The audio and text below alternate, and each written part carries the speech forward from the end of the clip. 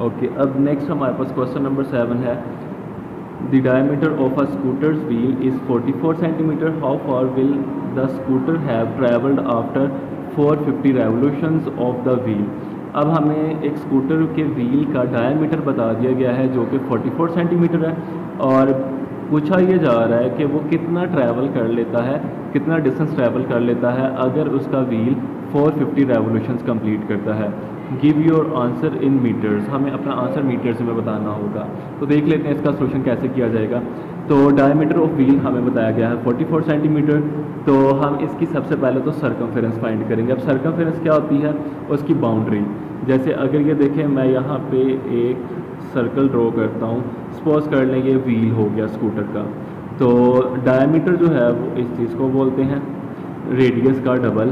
तो ये डायमीटर हमें बता दिया गया है जो कि 44 सेंटीमीटर है। अब इसकी मदद से हम पहले क्या फाइंड करने वाले हैं, इसकी बाउंड्री जिसको बोला जाता है सर्कमफेरेंस। अब सर्कमफेरेंस का हम यहाँ पे फार्मूला यूज़ कर रहे हैं पाई डी। वैसे तो इसका फार्मूला होता है 2 पाई आर, जिसमें से ये जो 2 टाइम्स ऑफ आर है इसको डी भी कहा जा सकता है डायमीटर, क्योंकि वो रेडियस का डबल होता है। तो हम 2 पाई आर की जगह यहाँ पे फार्मूला यूज़ कर लेते हैं पाई डी। तो पाई की जगह वैल्यू पुट कर लेंगे 3.142, आर की डी की जगह हम उसकी वैल्यू पुट कर लेंगे 44। इनको आपस में मल्टीप्लाई करेंगे तो ये हमारे पास आ जाएगा 138.248 सेंटीमीटर।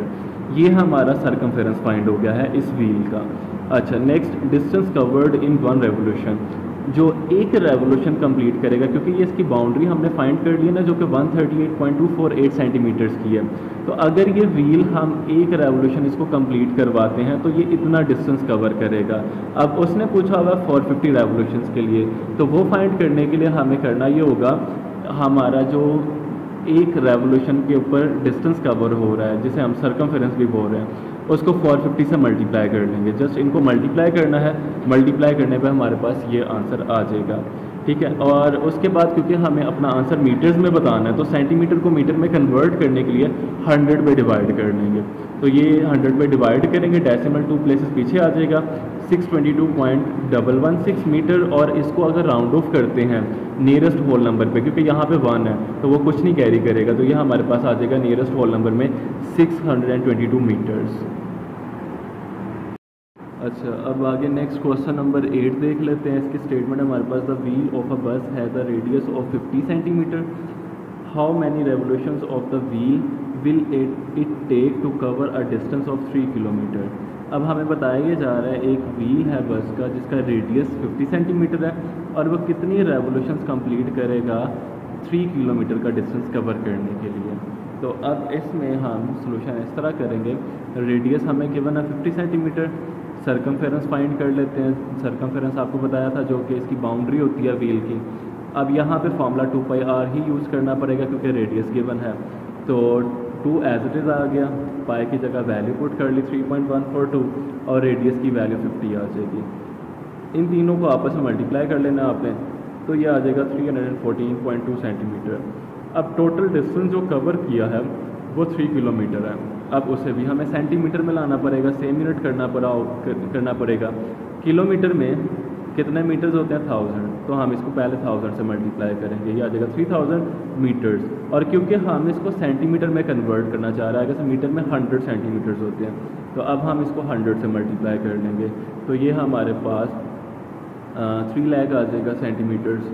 अब नंबर ऑफ़ रेवोल्यूशंस फाइंड करने का तरीका ये होगा, जो हमारा डिस्टेंस कवर्ड हुआ है हम उसको डिवाइड कर लेंगे इसकी सर्कमफेरेंस के ऊपर। तो डिस्टेंस जो कवर्ड है वो ये लिख लिया, और डिवाइड कर रहे हैं सर्कमफेरेंस के ऊपर।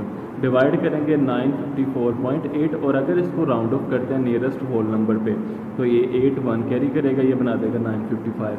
यानी कि अगर हमारा जो व्हील है उस बस का वो 3 किलोमीटर का डिस्टेंस कवर करता है, तो वो कितने रेवोल्यूशंस कंप्लीट कर रहा होगा उस टाइम पे 955।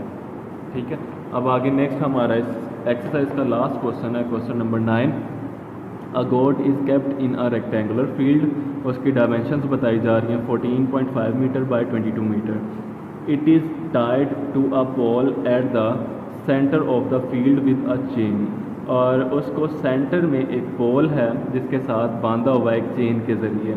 दैट इज़ 2.5 मीटर लॉन्ग, उस चेन की लेंथ 2.5 मीटर है। What is the surface area of the field on which it will not be able to graze. अब आपने वो वाला एरिया बताना है जिसमें जो है गोट ग्रेज नहीं कर सकती, यानी वो खा नहीं सकती। अच्छा, अब उसके लिए हम क्या कर लेंगे, ये रहा क्वेश्चन नंबर 9। तो सबसे पहले हम इसकी डायमेंशंस लिख लेते हैं, वो जो रेक्टेंगुलर फील्ड की डायमेंशंस बताई गई थी, लेंथ 22 मीटर, ब्रेथ 14.5 मीटर। अब एरिया फाइंड करते हैं, क्योंकि यहाँ पे रेक्टेंगुलर फील्ड की बात हो रही है तो उसका एरिया का फॉर्मूला होता है लेंथ मल्टीप्लाई बाय ब्रेथ। तो हमने ये वैल्यूज़ को आपस में मल्टीप्लाई कर लेना है, ये हमारा इसका एरिया फाइंड हो गया। अब radius of circle equals to length of chain. यहाँ पे मैं आपको डायग्राम बना के समझाता हूँ सिचुएशन को। जैसे ये देखें, वो एक रेक्टेंगुलर फील्ड की बात कर रहा है, ये बना ली एक रेक्टेंगुलर फील्ड, उस रेक्टेंगुलर फील्ड के सेंटर में एक पोल है, उस पोल के साथ एक चेन बंधी हुई है, उस चेन के साथ हमने एक गोट को बांधा हुआ है। अब वो गोट ज़ाहिर अगर मूव करती है तो वो यहाँ पे एक सर्कुलर मोशन बना सकती है, ये इस तरह मूव कर सकती है, इस बाउंड्री के बाहर नहीं वो जा सकती। तो अगर हम इस सर्कुलर एरिया को फाइंड करना चाहते हैं तो हमें इसका रेडियस पता होना चाहिए था। ये रेडियस देखें, क्या हमारी लेंथ ऑफ चेन नहीं बन रही, तो हमने यहाँ पे इसी वजह से लिखा है कि जो रेडियस ऑफ सर्कल है वो लेंथ ऑफ चेन है, जो कि उसमें बताई हुई है 2.5 मीटर्स।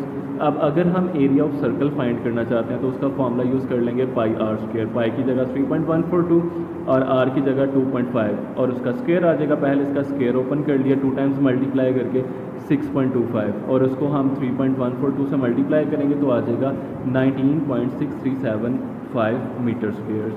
अच्छा, ये हमारा एरिया ऑफ सर्कल फाइंड हो गया।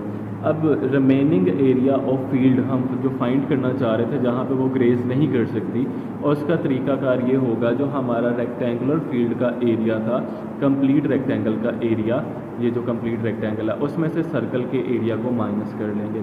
ये आ गया रेक्टेंगुलर फील्ड का एरिया जो हमने फाइंड किया था, और उसमें से माइनस करने लगे हैं जो एरिया ऑफ सर्कल आया है।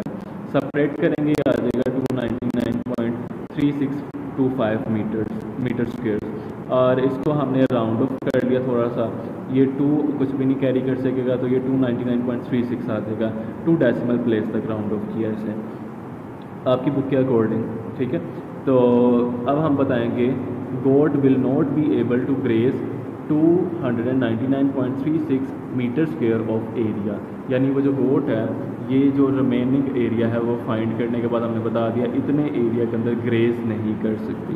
ठीक है, ये हमारा 14 चैप्टर जो है वो कंप्लीट हो गया है। आगे MCQs हैं, तो पूरा चैप्टर जो हमने किया है उसके अकॉर्डिंग आप इनको सॉल्व कर सकते हैं। ठीक है, MCQs को आपने खुद से सॉल्व करना है प्रैक्टिस के तौर पे, ताकि आपका जो चैप्टर है वो रिवाइज हो जाए आपको।